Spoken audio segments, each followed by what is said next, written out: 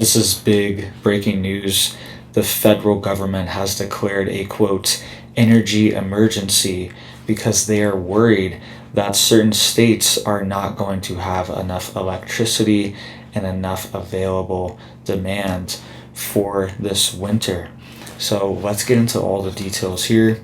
You guys can see this emergency order was just issued by the U.S. Department of Energy. It says here, Energy Secretary strengthens Midwest grid reliability heading into winter months.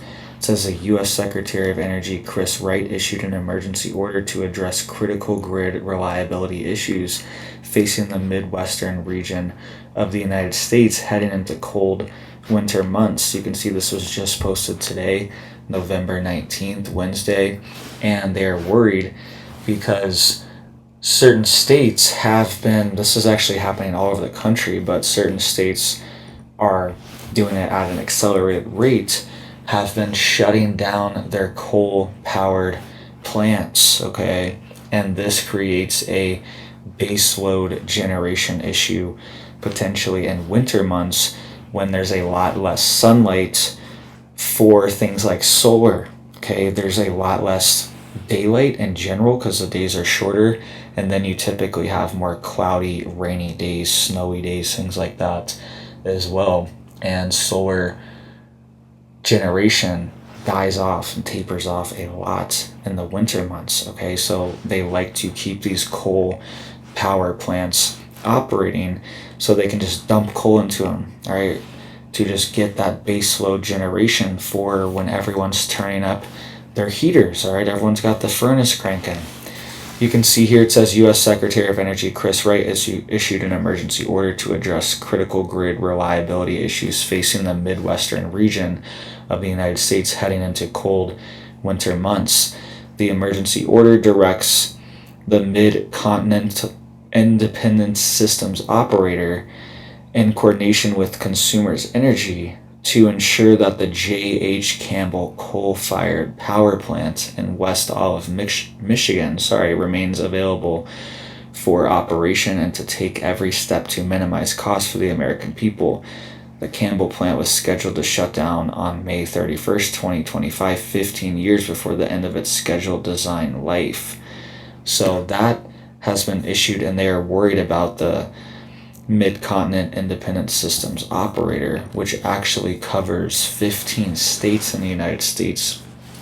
Covers Arkansas, Illinois, Indiana, Iowa, Kentucky, Louisiana, Michigan, Minnesota, Mississippi, Missouri, Montana, North Dakota, South Dakota, Texas, and Wisconsin, and the Canadian province of Manitoba for reliability coordination. Okay, so if either one of them needs any type of resources, then they will share those resources with each other to keep their grid going, right? So this power plant specifically in Michigan, they're worried about this winter being an issue, all right? So it says here, quote, because of the last administration's dangerous energy subtraction policies targeting reliable and affordable energy sources, the United States continues to face an energy emergency, said the Energy Secretary Wright. Quote, the Trump administration will keep taking action to reverse these energy subtraction policies, lowering energy costs and minimizing the risk of blackouts. Americans deserve access to affordable, reliable, and secure energy regardless of whether the wind is blowing or the sun is shining, especially in dangerously cold weather.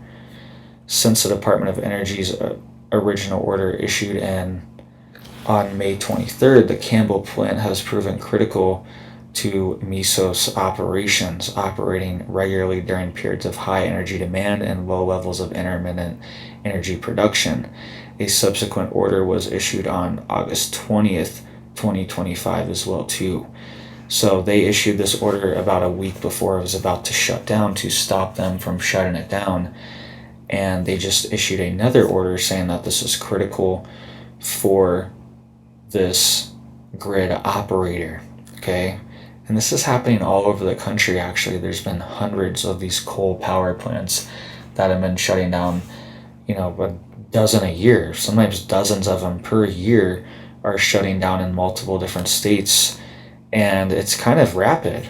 Okay, it's one thing to slowly phase out something that has been replaced and we have a reliable replacement, but currently solar, wind energy, even nuclear is not there yet. Okay, it doesn't produce the same amount that's needed. Okay, it's around like 60% of the grid capacity still comes from things like natural gas, diesel, and coal, okay, from these generators. So that's the majority of the grid power generation is coming from that, and that's a lot of the base load generation too, for when everyone's cranking it up, right? For when the grid's really being pushed to its limit.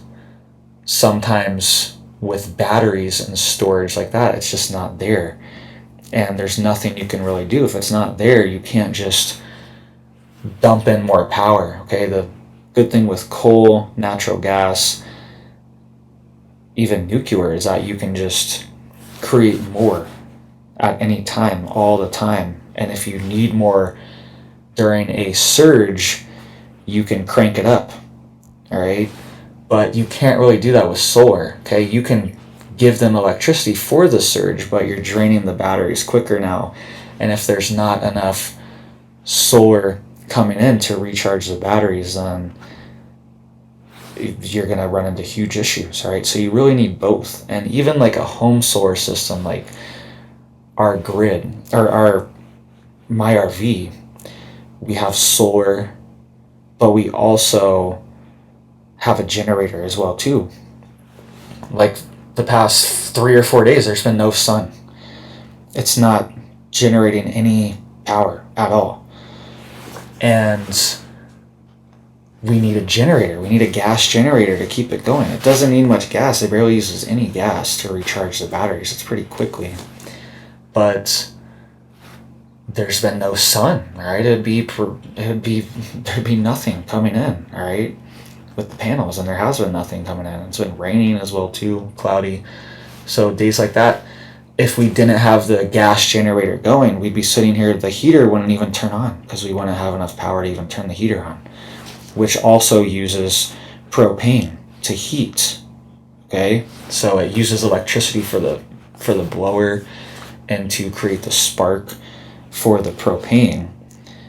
But the majority of the energy, even for the heater in an RV, is coming from the propane, from the gas, right? That's where the actual heat units are coming from. It's not even from the electricity. So if we didn't have our gas generator, you'd just be sitting in the cold on a day like this, okay? So you need both. You need both. Solar is great, right? I like solar. I like batteries. I like that you can just store the energy there. It's sitting there, and I think they should work in coordination, all right? That's what most people that are off-grid do. They have, unless they just have a massive solar system that's just huge. But a lot of people that are kind of DIY off-grid, they have both. They have solar, and they have a generator too for backup in case days, where it's just cloudy and rainy. And there's nothing you can do. So it says here, as outlined in the Department of Energy's Resource Adequacy Report, power outages could increase by 100 times in 2030 if the U.S. continues to take reliable power offline. The emergency conditions that led to the issuance of the original orders persist. And it says MISO's service area will continue to face emergency conditions both in the near and long term. 2 recent winter studies in 2024 and 2025 NERC's Winter Reliability Assessments and the 2023-2024 NERC Winter Reliability Assessment have assessed the MISO assessment area as an elevated risk with the potential for insufficient operating reserves and above normal conditions. This order is in effect beginning on November 19, 2025 and continuing until February 17, 2026. Okay, so they're also issuing warnings as well just for the Midcontinent Independent Systems Operator, that grid operator as well too. Those 15 states I listed are at potential risk, okay, according to NERC, which is the National Electricity Reliability Council. I think that's the hyphenated version there, or the shortened version there. So it's the Electrical Reliability Council, and then there's FERC. There's the Federal Electrical Reliability Council as well too. All right, and then there's the national one. They're pretty much the same thing, but the national one works more in coordination with the states, and FERC is more of just like a federal agency that watches over and regulates. So that's what the federal government is warning of right now. So make sure you're prepared. Make sure you're ready this winter. Have wood stacked up. All right, that's something I'm working on. Chopping more wood. I already got a ton of wood. Got enough probably for like 2-3 winters already. But chopping more. All right, just want to have it. Just want to be stocked up, be ready just in case. Who knows? Could be a bad one. It's already seeming like it. It seems like it's going to be a really cold and pretty bad winter. But just be ready, all right? Have stuff to stay warm. Have some generators, right? Gas generator, solar, whatever you can afford, whatever you can scrounge up. Even just some power banks, like little battery banks that, they're about like this big, and you can charge your phone, 3, 4, 5 times with some of them. Just simple stuff like that. Some of them you can plug a little Starlink into them if you have the right attachment even. All right, it might drain the battery pretty quick, but just have these alternatives. Be ready, be prepared, be stocked up. Don't be caught in a situation when the power's out. This happened to us last winter, whenever, 6 months ago. The power was out and it was snowing, and we had the wood stove going, and we were trying to cook stuff on the wood stove. We were getting stuff ready to go because the power was out all day, and we're like, all right, I guess we already had the wood stove going. I was like, I guess we're gonna cook stuff on the wood stove top. And as we were getting stuff ready, the power came back on. All right, but have these alternative things. Some places, some people, you can't even cook food when the power's out, all right, unless you have like a propane stove or a wood stove. So thank you guys. Hope you guys are staying safe, staying prepared, staying stocked up. I hope you have big blessings for your life and your family, and I hope you have a big old blessed day.